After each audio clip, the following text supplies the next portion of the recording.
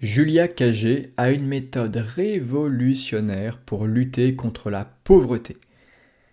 Cette méthode consiste à taxer, taxer à 10% les 500 plus grandes fortunes de France qui ont vu leur valorisation sur leurs actifs augmenter en gros de 1000 milliards d'euros au cours des 10 dernières années. Très bien. Et donc Julia nous propose de les taxer. Bon, eh ben écoutez, non, ça va pas du tout, ma chère Julia. Vous êtes malheureusement une idéologue et pas très sérieuse sur le fond. Alors qu'on a aujourd'hui tous les éléments conceptuels, épistémologiques pour penser l'économie correctement, en revenant à l'individu, à l'action, à l'échange, à la subjectivité. On a tout ce qu'il faut. Mais pourtant, ces gens continuent de jouer aux idéologues, de servir des partis, de servir des hommes d'État, de servir des groupes de pression, des lobbies. Bah ouais, ça paye bien. Et puis aussi pour vendre des bouquins, c'est pratique. Ouais, c'est pratique. Ouais. Ouais, mais c'est pas sérieux. C'est pas sérieux, c'est catastrophique. Et il faut absolument démystifier ces gens. Les montrer sous leur vrai visage, vraiment sous leur vrai jour. Qui sont-ils ? Des idéologues qui servent l'État, qui servent le communisme, qui ne dit pas son nom. Oui, monsieur, il faut absolument les combattre impitoyablement par les idées. La première chose, c'est que cette dame ne parle pas de création de valeur dans l'extrait dont je parle, que je ne passerai pas pour des raisons de droit d'auteur. Elle ne parle pas de valeur, elle parle de taxes, de capter de l'argent. Ça, c'est un truc qui devrait vraiment vous mettre la puce à l'oreille, quoi. Bordel, il y a des gens qui passent leur journée à me parler de capter de l'argent, ou de la valeur générée, quoi. Donc de taxer, d'imposer, mais les gens ne parlent jamais de créer, de générer, d'inciter. D'inciter. Jamais. Tiens. C'est normal parce que ces gens, je l'ai dit avant, sont des idéologues qui servent des intérêts très précis, ceux du pouvoir. Donc en l'occurrence, ici, on est chez LFI, littéralement. Et donc, forcément, tout cela n'est pas étonnant, voilà. Donc c'est pas sérieux, elle vous parlera jamais de subjectivité, elle vous dira toujours que il faut taxer, mais jamais que, ce faisant, on crée aucune valeur, quoi. On ne crée aucune valeur en taxant, on en détruit, tout simplement. Ensuite, il y a le fait que cette dame ne vous dira jamais que tout ça est dû à la collusion, les fameux 1000 milliards, je sais pas quoi. Moi, très bien, j'ai rien à dire sur ça, mais c'est de la collusion et de l'effet Cantillon, je le dis aussi. Effet Cantillon, il y a des gens bien placés, proches de la source émettrice. Chez nous, la BCE, je le mets à la fin, coucou la BCE, il y a donc des gens qui vont toucher l'argent fraîchement imprimé par la BCE, notamment les hommes de l'État, les grandes banques, les institutions financières, des industries stratégiques, voilà, qui vont toucher de l'argent fraîchement imprimé sans être, gênés par la hausse des prix. Parce que vous savez que la hausse des prix est une conséquence de l'inflation, non pas l'inflation elle-même, l'inflation est une hausse de la masse monétaire, et la dilution de la valeur de chaque unité monétaire provoque plus tard la hausse des prix, plus ou moins vite selon les secteurs, l'offre et la demande, voilà, mais c'est un principe général. Et pendant ce temps-là, les gens normaux subissent l'inflation sans bénéficier directement de cet argent fraîchement imprimé. Donc il y a des gagnants, il y a des perdants, jeu à somme nulle, et cela n'est pas de l'économie, cela est de la politique. L'augmentation massive des 500 plus grandes fortunes mondiales est avant tout la résultante de politiques orchestrées par des hommes de l'État. Ensuite, sur la taxe, l'idée pour elle, c'est en fait de récupérer une grosse somme, donc sur les 1000 milliards, et de redistribuer les actions aux salariés. Ok. Moi, en fait, ça m'a fait penser à plusieurs choses, notamment à l'investissement, et plus tard, vous allez voir, à la gouvernance démocratique. C'est la troisième partie. Sur tout ce qui est investissement, j'aimerais quand même rappeler que selon là où vous êtes salarié, vous pouvez déjà investir en fait. Vraiment devenir détenteur d'une petite part de votre entreprise. En France, il y a beaucoup de gens qui sont salariés, quand même un CDI, qui n'investissent pas dans des entreprises, soit dans leur propre entreprise, hein, là où ils bossent tous les jours, alors qu'elle est cotée en bourse. Et par ailleurs, je dis, au-delà de votre entreprise, mais formez-vous à l'investissement. Donc là, je sors un petit peu du propos initial, mais c'est une bonne extension. Formez-vous à tout ça, hein. Alors, la bourse, par exemple, certains préfèrent l'immobilier, ok, formez-vous à tout ça. D'ailleurs, je pense que je vais commencer à vous en parler, parce qu'il y a des liens très intéressants à faire entre l'EAE, l'école autrichienne d'économie, et l'investissement. Deuxième chose, et donc là c'est plus du cas par cas, mais il existe aussi des mécanismes d'actionnariat salarié, PE, PER, AGA, et donc là j'ai fait un petit tableau, d'accord, pour vous faire un petit récapitulatif de tout ça et le comparer à l'investissement plus tradit. Mais en tout cas, ça existe déjà, et s'il vous plaît, qu'on arrête de dire à chaque fois qu'on est prisonnier d'une condition et qu'on peut pas, en gros, gagner plus, quoi, avec ses gains, donc de salariés, j'entends, hein. Les faire fructifier, investir, mais bien sûr qu'on peut le faire enfin, et ça fait très longtemps qu'on peut le faire. Enfin, c'est fou, c'est absolument fou, mais il y a vraiment des gens, hein, c'est pas une blague, hein, qui pensent sincèrement que vous êtes prisonnier d'une condition de salarié, que vous êtes enchaîné. C'est absolument faux, enfin c'est fou, absolument fou. Vous avez déjà toutes les cartes en main pour faire fructifier vos revenus. D'accord? Donc faites-le, formez-vous à tout ça. Je m'engage petit à petit à vous en parler.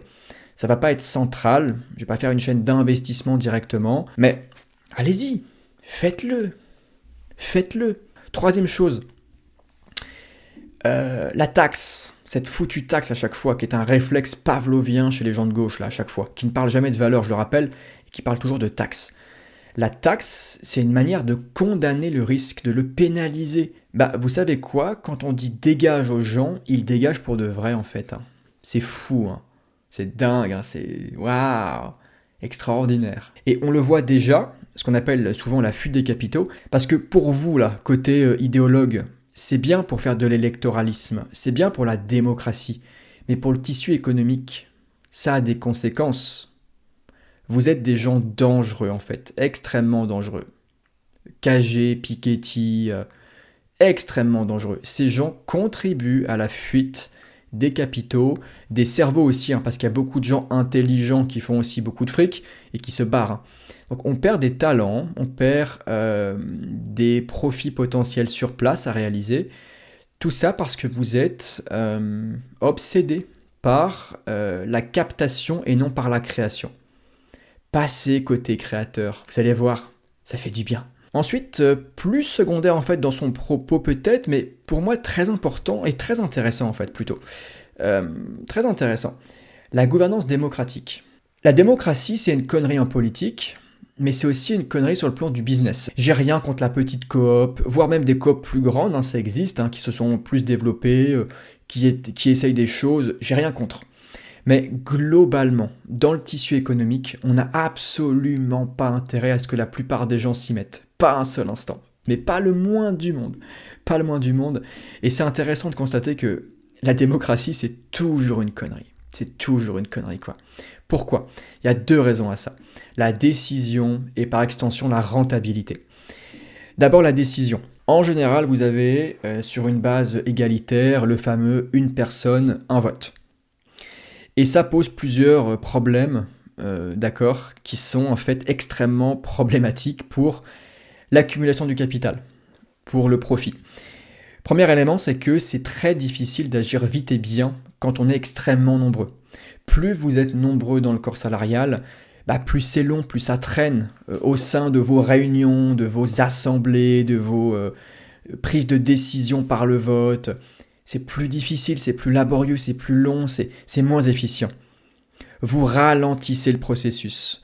Et vous avez tendance en plus à aller chercher des consensus, je le marque ici, à aller chercher des majorités forcément, hein, donc à faire des concessions. C'est pas bon. Tendanciellement, vous aurez tendance à fuir le marché, à fuir les signaux, donc en fait à fuir la réalité. Ça c'est magique je trouve comme conclusion, c'est que la démocratie est une fuite de la réalité économique. Par effet domino, quand la gouvernance et donc la prise de décision est mauvaise, ralentie, compliqué, pas assez centré sur le marché, et bah ça pose des problèmes de renta.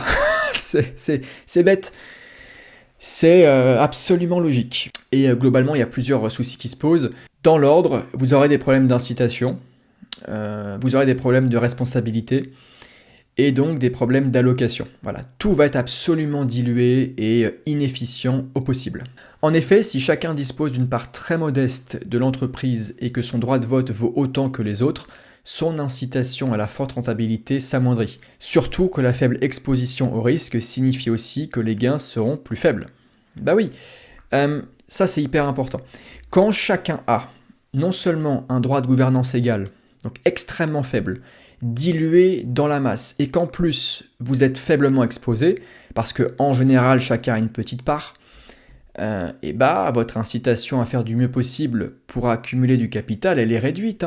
Bien plus que quand vous avez quelques mecs qui ont beaucoup de capital et qui ont intérêt de faire très très attention à ce capital, et donc au marché. À la réalité simplement, à la réalité.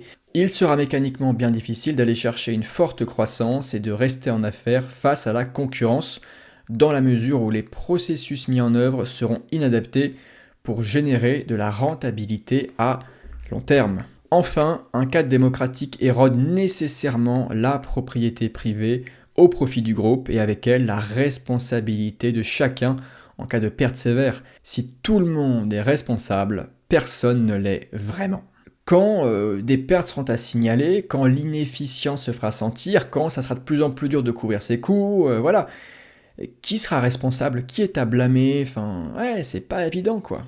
À la fois tout le monde, à la fois personne. Et donc, la pression et les moyens de pression sont d'autant plus dilués. Et en même temps, mais personne n'est vraiment incité à faire mieux. C'est un modèle qui est inefficient. Absolument inefficient. C'est là qu'on se rend compte que c'est intéressant, parce que autant on est pour la mutualisation des ressources, nous libertariens, aucun souci, si c'est volontaire, si les gens veulent mutualiser des ressources pour payer tous moins cher, très bien, c'est top.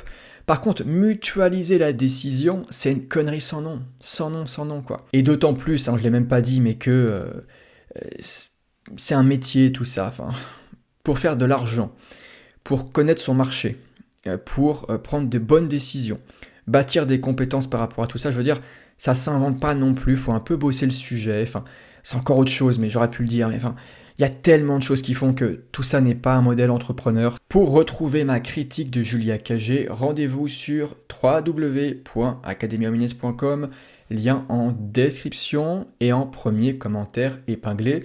Et par ailleurs, vous retrouverez toutes mes critiques, analyses, différents textes et réflexions, et aussi des vidéos privées. Et oui, j'ai aussi une partie qui est privée, réservée aux membres, ceux qui veulent aller plus loin, se former à mes côtés au sujet de société, au sujet économique, par le prisme austro-libertarien. Donc si tout ça vous plaît, songez à vous abonner, soit mensuellement, soit annuellement. Encore une fois, tout est en description et en commentaire épinglé. Voilà, merci chaleureusement pour votre écoute, j'espère que ça vous aura plu. Si c'est le cas, petit pouce vers le haut, pensez à vous abonner, commentaire ouvert en cas de questions. Et quant à moi, j'ai plus qu'à vous remercier pour votre écoute et à vous dire à la prochaine. Ciao!